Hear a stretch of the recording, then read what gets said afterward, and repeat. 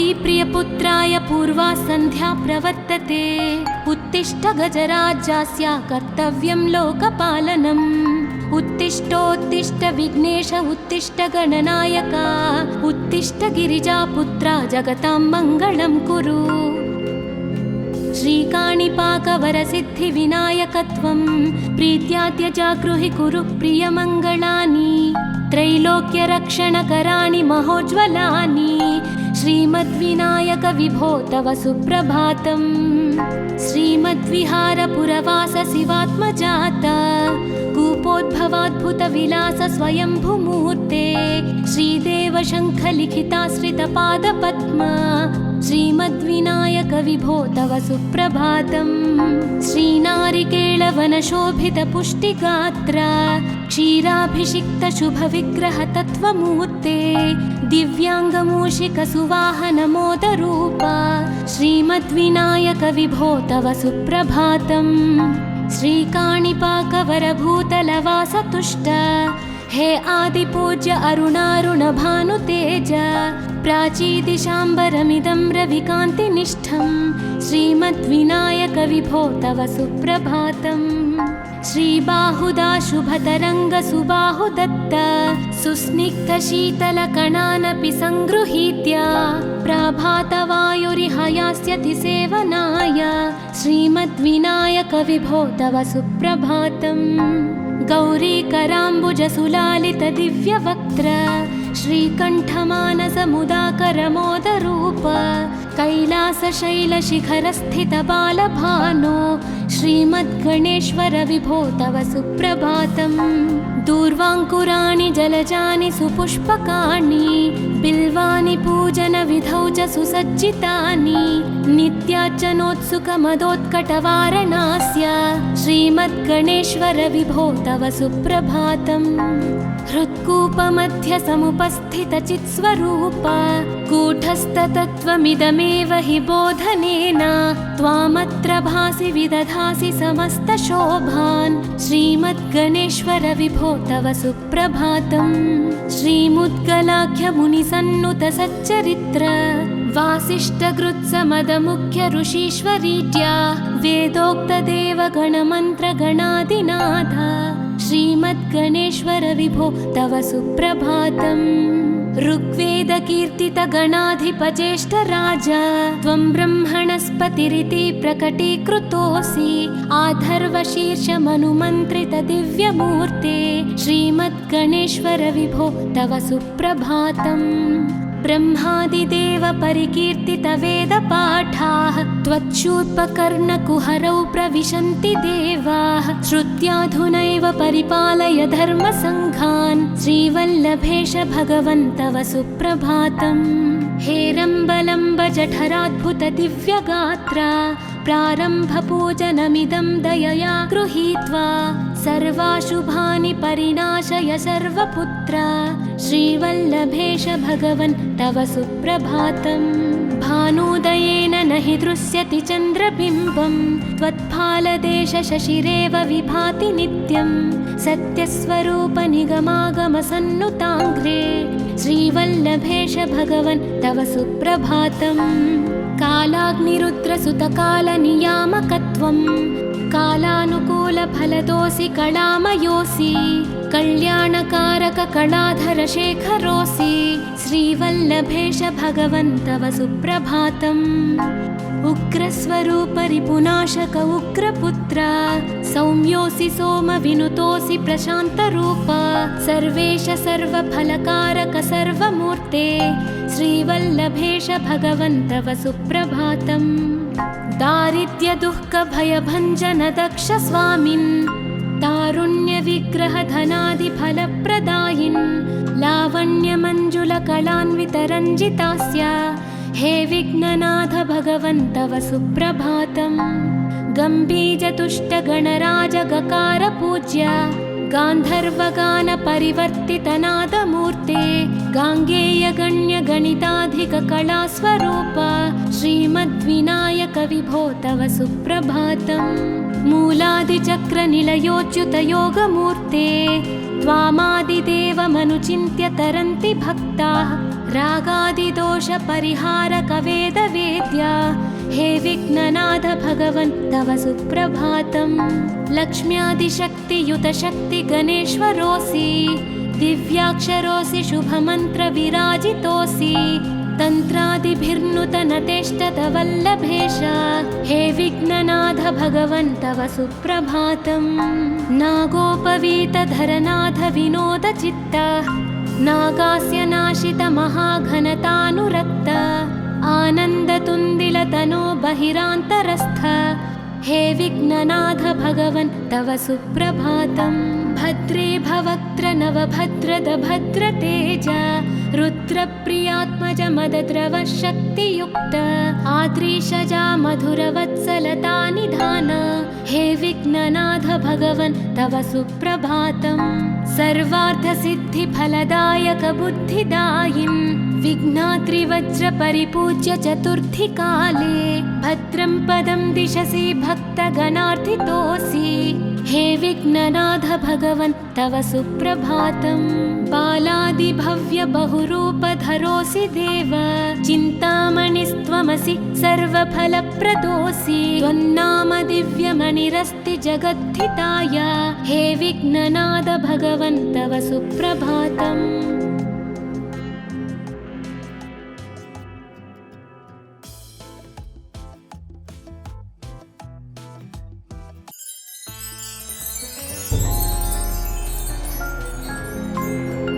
पार्वती प्रियपुत्राय पूर्वा सन्ध्या प्रवर्तते, उत्तिष्ठ गजराज्यास्य कर्तव्यं लोकपालनम्। उत्तिष्ठोत्तिष्ठ विघ्नेश उत्तिष्ठ गणनायक, उत्तिष्ठ गिरिजापुत्रा जगतां मङ्गलं कुरु।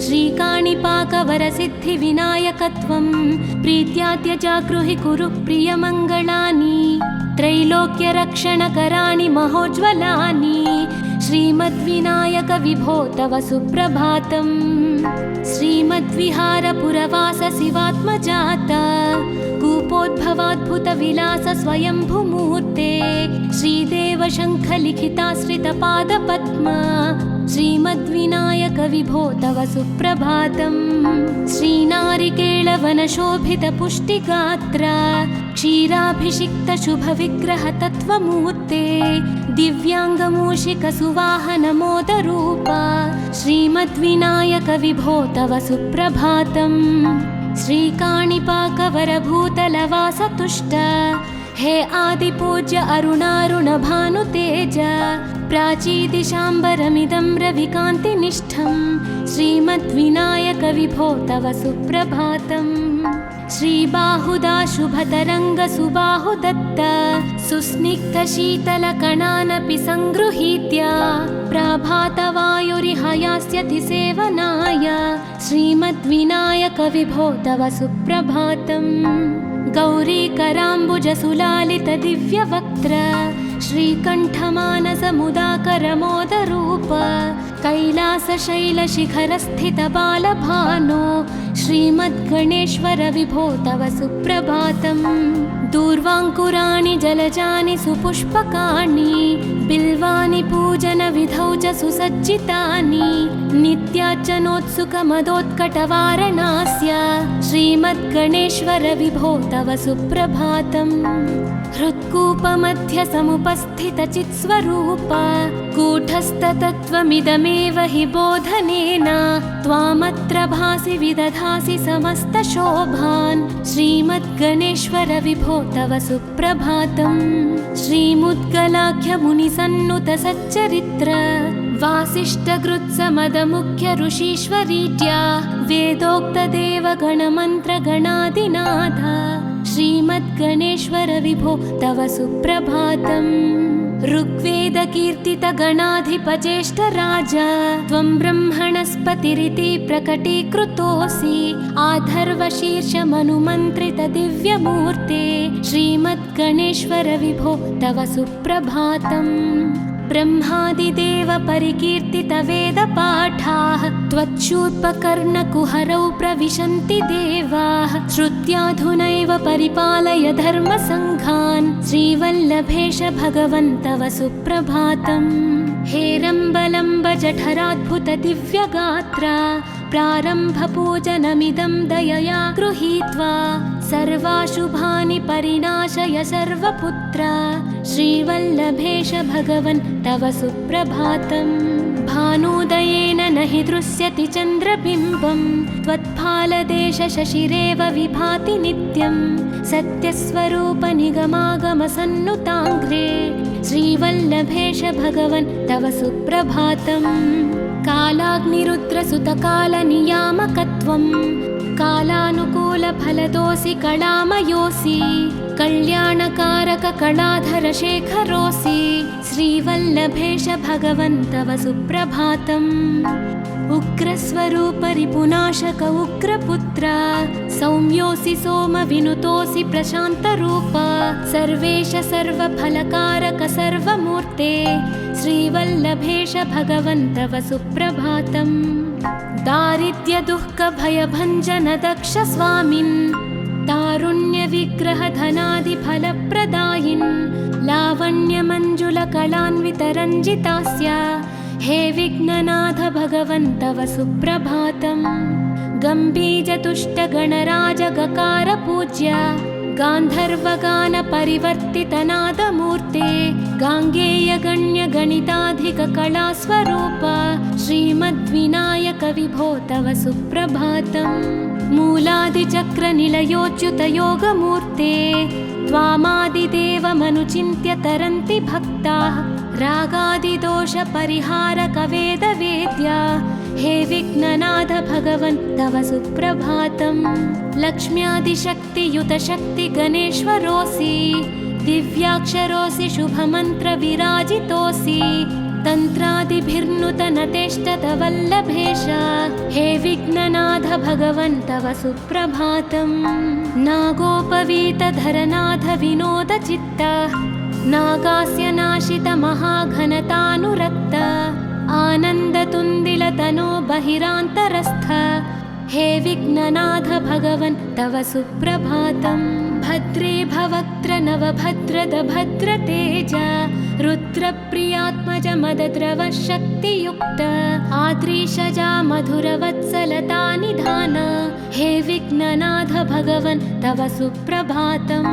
सर्वार्थसिद्धिफलदायक बुद्धिदायिन् विघ्नात्रिवज्रपरिपूज्य चतुर्थी काले भद्रं पदं दिशसि भक्तगणार्थितोऽसि हे विघ्ननाथ भगवन् तव सुप्रभातम्। बालादिभव्य बहुरूपधरोऽसि देव चिन्तामणिस्त्वमसि सर्वफलप्रदोऽसि त्वन्नाम दिव्यमणिरस्ति जगद्धिताय हे विघ्ननाथ भगवन् तव सुप्रभातम्।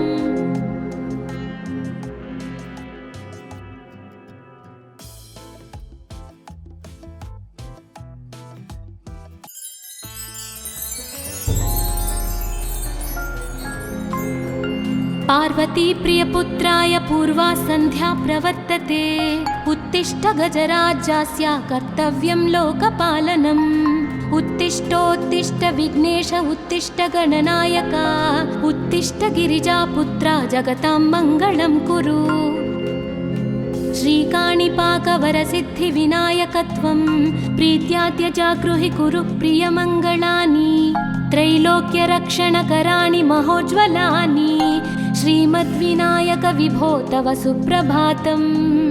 श्रीमद्विहारपुरवास शिवात्मजात कूपोद्भवाद्भुतविलास स्वयंभुमूर्ते श्रीदेव शङ्खलिखिताश्रितपादपद्म श्रीमद्विनायक विभो तव सुप्रभातम्। श्रीनारिकेळवनशोभितपुष्टिगात्र क्षीराभिषिक्तशुभविग्रह तत्त्वमूर्ते दिव्याङ्गमूषिकसुवाहनमोदरूप श्रीमद्विनायक विभो तव सुप्रभातम्। श्रीकाणिपाकवरभूतलवासतुष्ट हे आदिपूज्य अरुणारुण भानुतेज प्राचीदिशाम्बरमिदं रविकान्तिनिष्ठं श्रीमद्विनायक विभो तव सुप्रभातम्। श्रीबाहुदा शुभतरङ्ग सुबाहुदत्त सुस्निग्धशीतलकणानपि सङ्गृहीत्य प्रभातवायुरिह यास्यति सेवनाय श्रीमद्विनायक विभो तव सुप्रभातम्।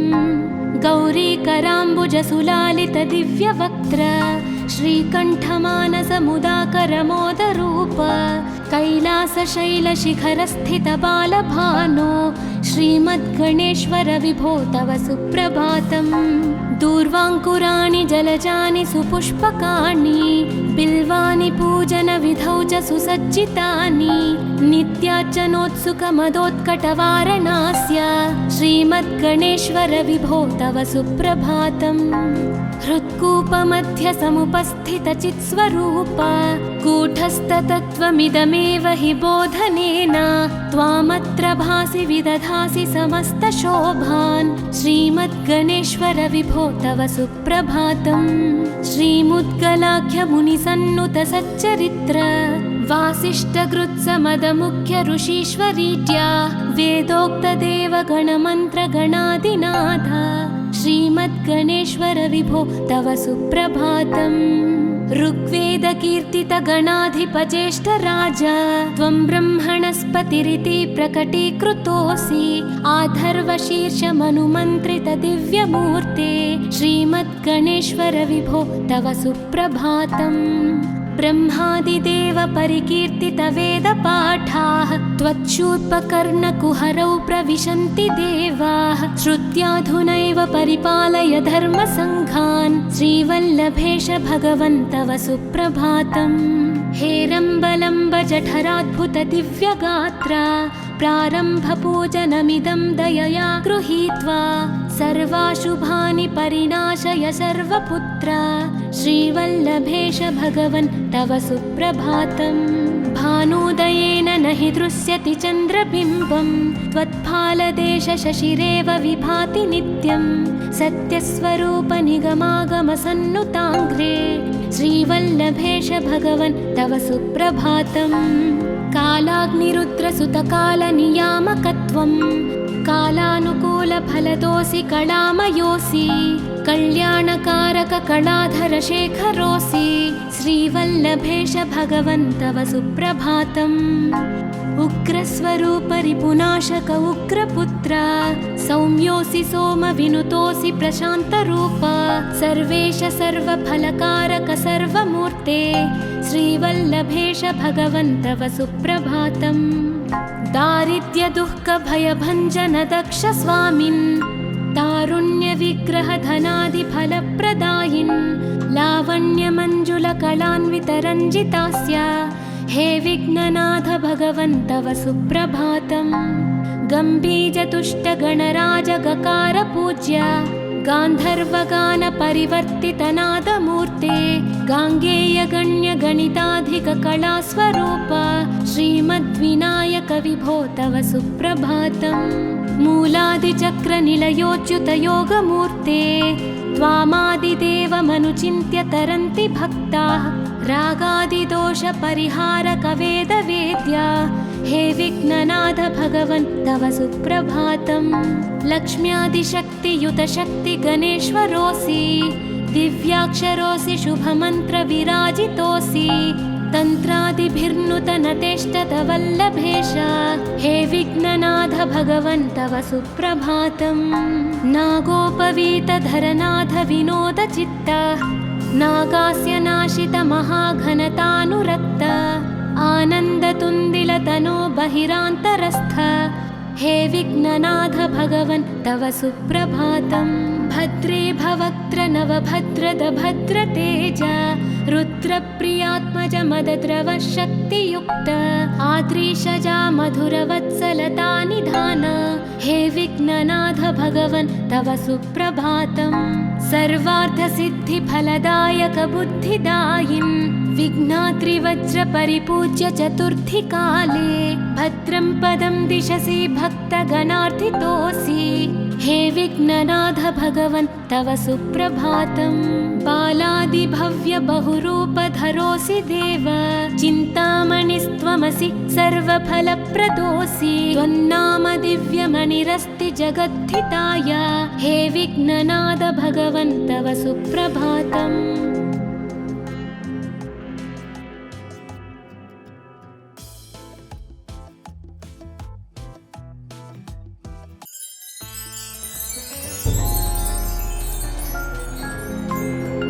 पार्वती प्रियपुत्राय पूर्वा सन्ध्या प्रवर्तते। उत्तिष्ठ गजराज्यास्य कर्तव्यं लोकपालनम्। उत्तिष्ठोत्तिष्ठ विघ्नेश उत्तिष्ठ गणनायक, उत्तिष्ठ गिरिजापुत्रा जगतां मङ्गलं कुरु। श्रीकाणिपाकवरसिद्धिविनायकत्वं प्रीत्याद्य जागृहि कुरु प्रियमङ्गलानि। त्रैलोक्यरक्षणकराणि महोज्ज्वलानि, श्रीमद्विनायक विभो तव सुप्रभातम्। श्रीमद्विहारपुरवास शिवात्मजात, कूपोद्भवाद्भुतविलास स्वयंभूमूर्ते। श्रीदेव शङ्खलिखिताश्रितपादपद्मा, श्रीमद्विनायक विभो तव सुप्रभातम्। श्रीनारिकेळवनशोभितपुष्टिगात्र, क्षीराभिषिक्त शुभविग्रह तत्त्वमूर्ते। दिव्याङ्गमूषिकसुवाहनमोदरूप, श्रीमद्विनायक विभो तव सुप्रभातम्। श्रीकाणिपाकवरभूतलवासतुष्ट, हे आदिपूज्य अरुणारुणभानुतेज। प्राचीदिशाम्बरमिदं रविकान्तिनिष्ठं, श्रीमद्विनायक विभो तव सुप्रभातम्। श्रीबाहुदा शुभतरङ्गसुबाहुदत्त, सुस्निग्धशीतलकणानपि सङ्गृहीत्य। प्रभातवायुरिहयास्यति सेवनाय, श्रीमद्विनायक विभो तव सुप्रभातम्। गौरीकराम्बुजसुलालितदिव्यवक्त्र, श्रीकण्ठमानसमुदाकरमोदरूप। कैलासशैलशिखरस्थितबालभानो, श्रीमद्गणेश्वर विभो तव सुप्रभातम्। दूर्वाङ्कुराणि जलजानि सुपुष्पकाणि, बिल्वानि पूजनविधौ च सुसज्जितानि। नित्यार्चनोत्सुकमदोत्कटवारणास्य, श्रीमद्गणेश्वर विभो तव सुप्रभातम्।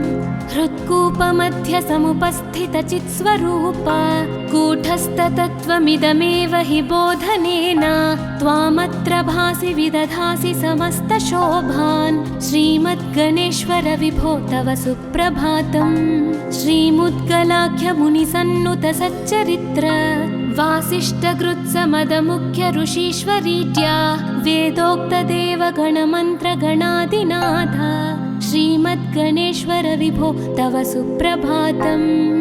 ऋग्वेदकीर्तितगणाधिपज्येष्ठराज, त्वं ब्रह्मणस्पतिरिति प्रकटीकृतोऽसि। आधर्वशीर्षमनुमन्त्रितदिव्यमूर्ते, श्रीमद्गणेश्वर विभो तव सुप्रभातम्। ब्रह्मादिदेव परिकीर्तितवेदपाठाः, त्वच्छूर्पकर्णकुहरौ प्रविशन्ति देवाः। श्रुत्याधुनैव परिपालय धर्मसङ्घान्, श्रीवल्लभेश भगवन् तव सुप्रभातम्। हेरम्बलम्ब जठराद्भुत दिव्यगात्र, प्रारम्भपूजनमिदं दयया गृहीत्वा। सर्वाशुभानि परिणाशय सर्वपुत्र, श्रीवल्लभेश भगवन् तव सुप्रभातम्। भानुदयेन न हि दृश्यति चन्द्रबिम्बं, त्वत्फालदेश शशिरेव विभाति नित्यं। सत्यस्वरूप निगमागमसन्नुताङ्घ्रे,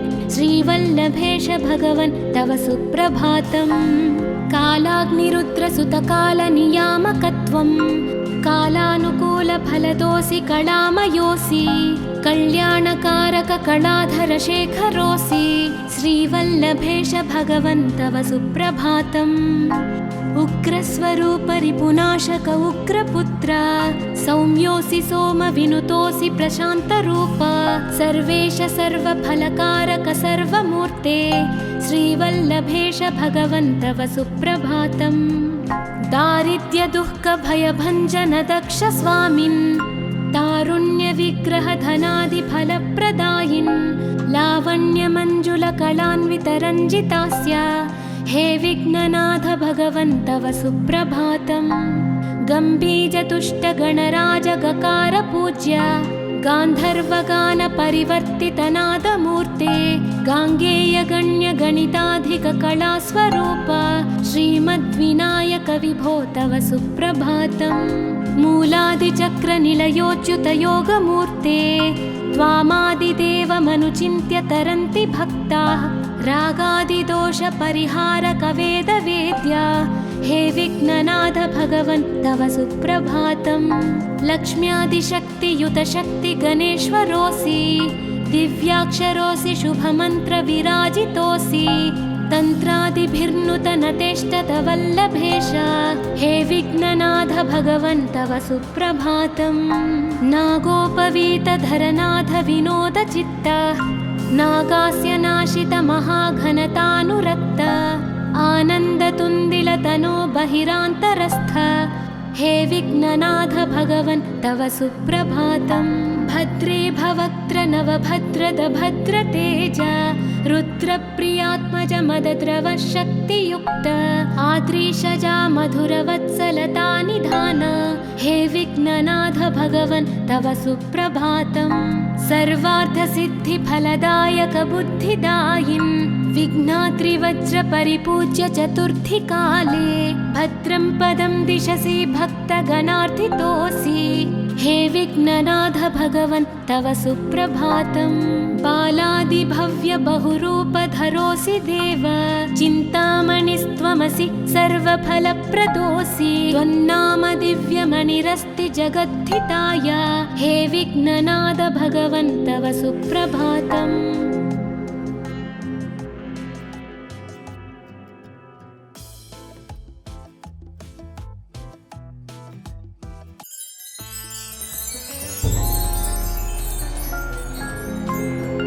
पार्वती प्रियपुत्राय पूर्वा सन्ध्या प्रवर्तते उत्तिष्ठ गजराज्यास्य कर्तव्यं लोकपालनम्। उत्तिष्ठोत्तिष्ठ विघ्नेश उत्तिष्ठ गणनायक उत्तिष्ठ गिरिजापुत्रा जगतां मङ्गलं कुरु।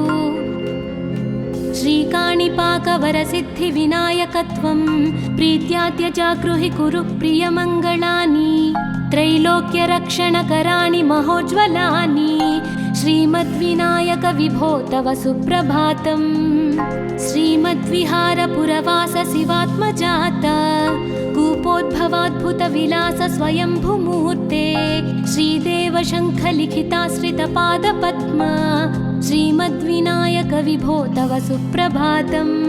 श्रीनारिकेळवनशोभितपुष्टिगात्र क्षीराभिषिक्तशुभविग्रहतत्त्वमूर्ते दिव्याङ्गमूषिकसुवाहनमोदरूप श्रीमद्विनायक विभो तव सुप्रभातम्। श्रीकाणिपाकवरभूतलवासतुष्ट हे आदिपूज्य अरुणारुणभानुतेज प्राचीदिशाम्बरमिदं रविकान्तिनिष्ठं श्रीमद्विनायक विभो तव सुप्रभातम्। श्रीबाहुदा शुभतरङ्गसुबाहुदत्त सुस्निग्धशीतलकणानपि सङ्गृहीत्य प्राभातवायुरिह यास्यति सेवनाय श्रीमद्विनायक विभो तव सुप्रभातम्। गौरीकराम्बुजसुलालितदिव्यवक्त्र श्रीकण्ठमानसमुदाकरमोदरूप कैलासशैलशिखरस्थितबालभानो श्रीमद्गणेश्वर विभो तव सुप्रभातम्। दूर्वाङ्कुराणि जलजानि सुपुष्पकाणि बिल्वानि पूजनविधौ च सुसज्जितानि नित्यार्चनोत्सुकमदोत्कटवारणास्य श्रीमद्गणेश्वर विभो तव सुप्रभातम्। हृत्कूपमध्यसमुपस्थितचित्स्वरूप कूटस्थतत्त्वमिदमेव हि बोधनेन त्वामत्र भासि विदधासि समस्तशोभान् श्रीमद्गणेश्वर विभो तव सुप्रभातम्। श्रीमुद्गलाख्यमुनिसन्नुतसच्चरित्र वासिष्ठगृत्समदमुख्य ऋषीश्वरीड्या वेदोक्तदेवगणमन्त्रगणादिनाथ श्रीमद्गणेश्वर विभो तव सुप्रभातम्। ऋग्वेदकीर्तितगणाधिपज्येष्ठराज त्वं ब्रह्मणस्पतिरिति प्रकटीकृतोऽसि। आधर्वशीर्षमनुमन्त्रितदिव्यमूर्ते श्रीमद्गणेश्वर विभो तव सुप्रभातम्। ब्रह्मादिदेव परिकीर्तितवेदपाठाः त्वच्छूर्पकर्णकुहरौ प्रविशन्ति देवाः। श्रुत्याधुनैव परिपालय धर्मसङ्घान् श्रीवल्लभेश भगवन् तव सुप्रभातम्। हेरम्बलम्ब जठराद्भुतदिव्यगात्रा प्रारम्भपूजनमिदं दयया गृहीत्वा सर्वाशुभानि परिनाशय सर्वपुत्र श्रीवल्लभेश भगवन् तव सुप्रभातम्। भानुदयेन न हि दृश्यति चन्द्रबिम्बं त्वत्फालदेशशशिरेव विभाति नित्यं। सत्यस्वरूपनिगमागमसन्नुताङ्घ्रे श्रीवल्लभेश भगवन् तव सुप्रभातम्। कालाग्निरुद्रसुतकालनियामकत्वं कालानुकूलफलदोऽसि कलामयोऽसि। कल्याणकारककलाधरशेखरोऽसि श्रीवल्लभेश भगवन् तव सुप्रभातम्। उग्रस्वरूपरिपुनाशक उग्रपुत्र सौम्योऽसि सोमविनुतोऽसि प्रशान्तरूप। सर्वेश सर्वफलकारक सर्वमूर्ते श्रीवल्लभेश भगवन् तव सुप्रभातम्। दारिद्र्यदुःखभयभञ्जन दक्ष स्वामिन् तारुण्यविग्रहधनादिफलप्रदायिन् लावण्यमञ्जुलकलान्वितरञ्जितास्य हे विघ्ननाथ भगवन् तव सुप्रभातम्। गम्भीजतुष्टगणराजगकार पूज्य गान्धर्वगानपरिवर्तितनादमूर्ते गाङ्गेयगण्यगणिताधिककलास्वरूप श्रीमद्विनायक विभो तव सुप्रभातम्। मूलादिचक्रनिलयोच्युतयोगमूर्ते त्वामादिदेवमनुचिन्त्य तरन्ति भक्ताः। रागादिदोषपरिहारकवेदवेद्या हे विघ्ननाथ भगवन् तव सुप्रभातम्। लक्ष्म्यादिशक्तियुतशक्तिगणेश्वरोऽसि दिव्याक्षरोऽसि शुभमन्त्रविराजितोऽसि। तन्त्रादिभिर्नुतनतेष्टतवल्लभेश हे विघ्ननाथ भगवन् तव सुप्रभातम्।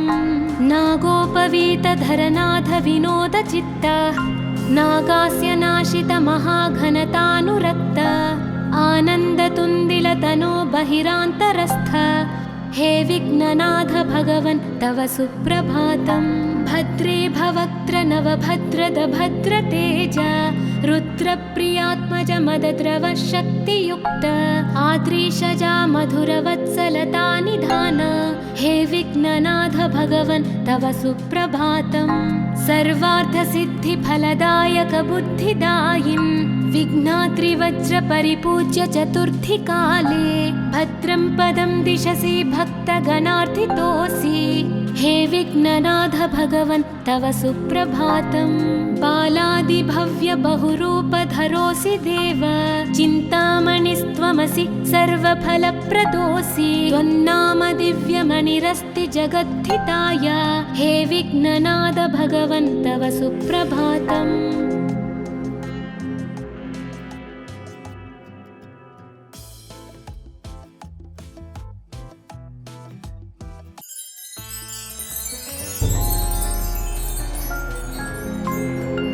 पार्वती प्रियपुत्राय पूर्वा सन्ध्या प्रवर्तते उत्तिष्ठ गजराज्यस्य कर्तव्यं लोकपालनम्। उत्तिष्ठोत्तिष्ठ विघ्नेश उत्तिष्ठ गणनायक उत्तिष्ठ गिरिजापुत्रा जगतां मङ्गलं कुरु। श्रीकाणिपाकवरसिद्धिविनायकत्वं प्रीत्याद्य जागृहि कुरु प्रियमङ्गलानि। त्रैलोक्यरक्षणकराणि महोज्ज्वलानि श्रीमद्विनायक विभो तव सुप्रभातम्। श्रीमद्विहारपुरवास शिवात्मजात कूपोद्भवाद्भुतविलास स्वयंभुमूर्ते श्रीदेव शङ्खलिखिताश्रितपादपद्म श्रीमद्विनायक विभो तव सुप्रभातम्। श्रीनारिकेळवनशोभितपुष्टिगात्र क्षीराभिषिक्तशुभविग्रहतत्त्वमूर्ते दिव्याङ्गमूषिकसुवाहनमोदरूपा श्रीमद्विनायक विभो तव सुप्रभातम्। श्रीकाणिपाकवरभूतलवासतुष्ट हे आदिपूज्य अरुणारुणभानुतेज प्राचीदिशाम्बरमिदं रविकान्तिनिष्ठं श्रीमद्विनायक विभो तव सुप्रभातम्। श्रीबाहुदा शुभतरङ्गसुबाहुदत्त सुस्निग्धशीतलकणानपि सङ्गृहीत्य प्रभातवायुरिहयास्यति सेवनाय श्रीमद्विनायक विभो तव सुप्रभातम्।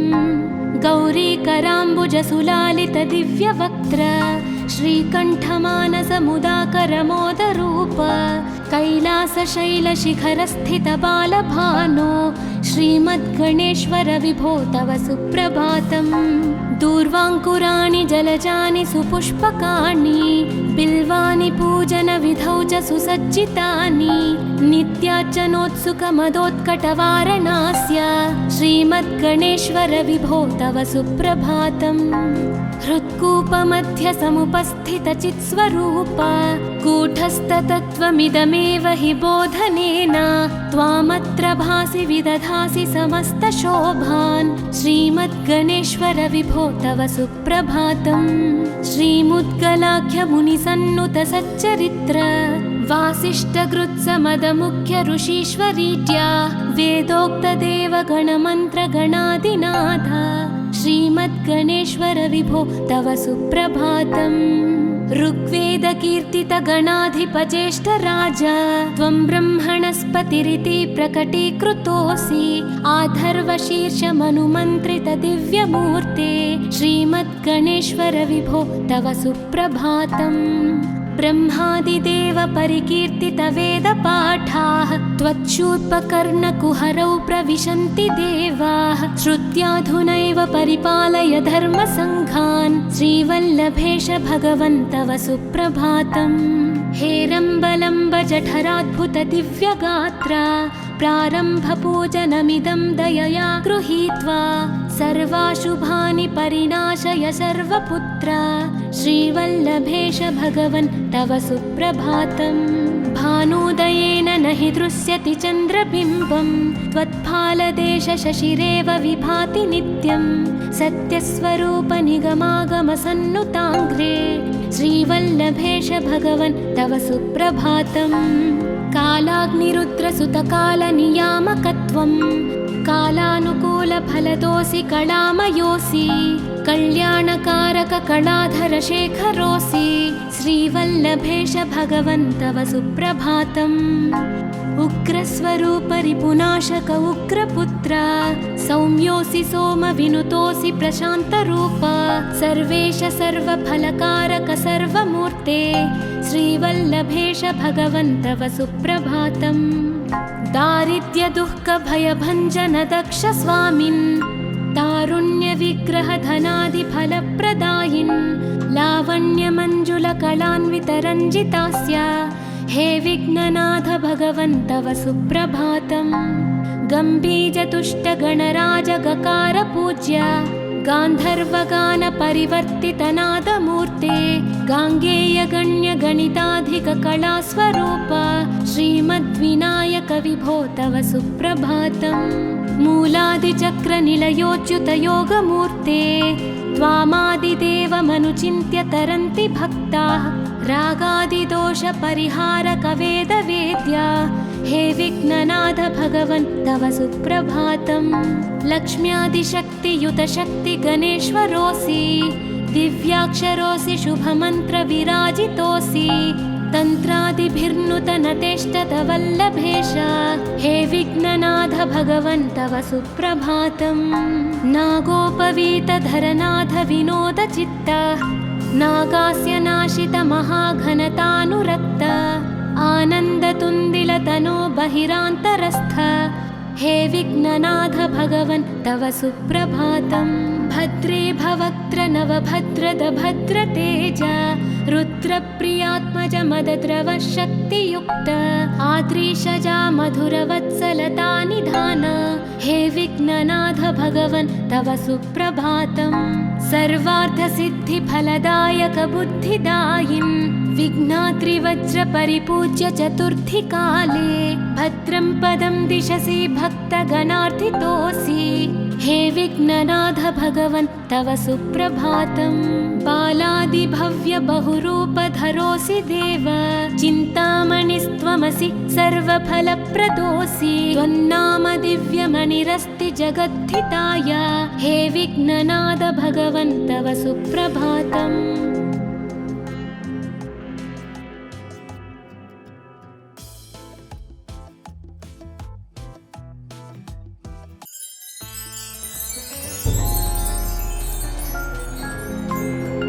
पार्वती प्रियपुत्राय पूर्वा सन्ध्या प्रवर्तते। उत्तिष्ठ गजराज्यास्य कर्तव्यं लोकपालनम्। उत्तिष्ठोत्तिष्ठ विघ्नेश उत्तिष्ठ गणनायक, उत्तिष्ठ गिरिजापुत्रा जगतां मङ्गलं कुरु। श्रीकाणिपाकवरसिद्धिविनायकत्वं प्रीत्याद्य जागृहि कुरु प्रियमङ्गलानि। त्रैलोक्यरक्षणकराणि महोज्ज्वलानि, श्रीमद्विनायक विभो तव सुप्रभातम्। श्रीमद्विहारपुरवास शिवात्मजाता, कूपोद्भवाद्भुतविलास स्वयंभुमूर्ते। श्रीदेव शङ्खलिखिताश्रितपादपद्मा, श्रीमद्विनायक विभो तव सुप्रभातम्। श्रीनारिकेळवनशोभितपुष्टिगात्र, क्षीराभिषिक्तशुभविग्रहतत्त्वमूर्ते। दिव्याङ्गमूषिकसुवाहनमोदरूपा, श्रीमद्विनायक विभो तव सुप्रभातम्। श्रीकाणिपाकवरभूतलवासतुष्ट, हे आदिपूज्य अरुणारुणभानुतेज। प्राचीदिशाम्बरमिदं रविकान्तिनिष्ठं, श्रीमद्विनायक विभो तव सुप्रभातम्। श्रीबाहुदा शुभतरङ्गसुबाहुदत्त, सुस्निग्धशीतलकणानपि सङ्गृहीत्य।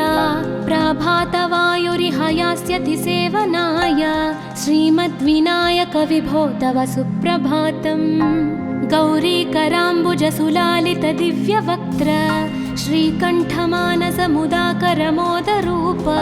कैलासशैलशिखरस्थितबालभानो, श्रीमद्गणेश्वर विभो तव सुप्रभातम्। दूर्वाङ्कुराणि जलजानि सुपुष्पकाणि, बिल्वानि पूजनविधौ च सुसज्जितानि।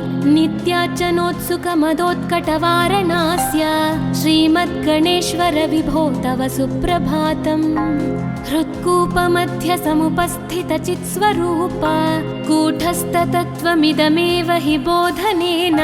त्वामत्र भासि विदधासि समस्तशोभान्, श्रीमद्गणेश्वर विभो तव सुप्रभातम्। श्रीमुद्गलाख्यमुनिसन्नुतसच्चरित्र, वासिष्ठकृत्समदमुख्य ऋषीश्वरीत्या। वेदोक्तदेवगणमन्त्रगणादिनाथ, श्रीमद्गणेश्वर विभो तव सुप्रभातम्। ऋग्वेदकीर्तितगणाधिपज्येष्ठराज, त्वं ब्रह्मणस्पतिरिति प्रकटीकृतोऽसि। आधर्वशीर्षमनुमन्त्रितदिव्यमूर्ते, श्रीमद्गणेश्वर विभो तव सुप्रभातम्। ब्रह्मादिदेव परिकीर्तितवेदपाठाः, त्वच्छूर्पकर्णकुहरौ प्रविशन्ति देवाः। श्रुत्याधुनैव परिपालय धर्मसङ्घान्, श्रीवल्लभेश भगवन् तव सुप्रभातम्। हेरम्बलम्ब जठराद्भुतदिव्यगात्र, प्रारम्भपूजनमिदं दयया गृहीत्वा। सर्वाशुभानि परिणाशय सर्वपुत्र, श्रीवल्लभेश भगवन् तव सुप्रभातम्। भानुदयेन न हि दृश्यति चन्द्रबिम्बं, त्वत्फालदेशशशिरेव विभाति नित्यं। सत्यस्वरूपनिगमागमसन्नुताङ्घ्रे, श्रीवल्लभेश भगवन् तव सुप्रभातम्। कालाग्निरुद्रसुतकालनियामकत्वं, कालानुकूलफलदोऽसि कलामयोऽसि। कल्याणकारक कलाधरशेखरोऽसि, श्रीवल्लभेश भगवन् तव सुप्रभातम्। उग्रस्वरूप रिपुनाशक उग्रपुत्र सौम्योऽसि सोम विनुतोऽसि प्रशान्तरूप सर्वेश सर्वफलकारक सर्वमूर्ते श्रीवल्लभेश भगवन् तव सुप्रभातम्। दारिद्र्यदुःखभयभञ्जन दक्ष स्वामिन् तारुण्यविग्रहधनादिफलप्रदायिन् लावण्यमञ्जुलकलान्वितरञ्जितास्य हे विघ्ननाथ भगवन् तव सुप्रभातम्। गम्भीजतुष्टगणराजगकार पूज्य गान्धर्वगानपरिवर्तितनादमूर्ते गाङ्गेयगण्यगणिताधिककलास्वरूप श्रीमद्विनायक विभो तव सुप्रभातम्। मूलादिचक्रनिलयोच्युतयोगमूर्ते त्वामादिदेवमनुचिन्त्य तरन्ति भक्ताः रागादिदोषपरिहारक वेदवेद्या हे विघ्ननाथ भगवन् तव सुप्रभातम्। लक्ष्म्यादिशक्तियुतशक्ति गणेश्वरोऽसि दिव्याक्षरोऽसि शुभमन्त्रविराजितोऽसि तन्त्रादिभिर्नुतनतेष्टतवल्लभेश हे विघ्ननाथ भगवन् तव सुप्रभातम्। नागोपवीतधरनाथ विनोदचित्त नागास्य नाशित महाघनतानुरक्त आनन्दतुन्दिलतनो बहिरान्तरस्थ हे विघ्ननाथ भगवन् तव सुप्रभातम्। भद्रे भवक्त्र नवभद्रद भद्रतेज रुद्रप्रियात्मज मदद्रव शक्तियुक्त आद्रीशजा मधुरवत्सलता निधान हे विघ्ननाथ भगवन् तव सुप्रभातम्। सर्वार्थसिद्धिफलदायक बुद्धिदायिन् विघ्नात्रिवज्रपरिपूज्य चतुर्थीकाले भद्रं पदं दिशसि भक्तगणार्थितोऽसि हे विघ्ननाथ भगवन् तव सुप्रभातम्। बालादिभव्य बहुरूपधरोऽसि देव चिन्तामणिस्त्वमसि सर्वफलप्रदोऽसि त्वन्नाम दिव्यमणिरस्ति जगद्धिताय हे विघ्ननाथ भगवन् तव सुप्रभातम्।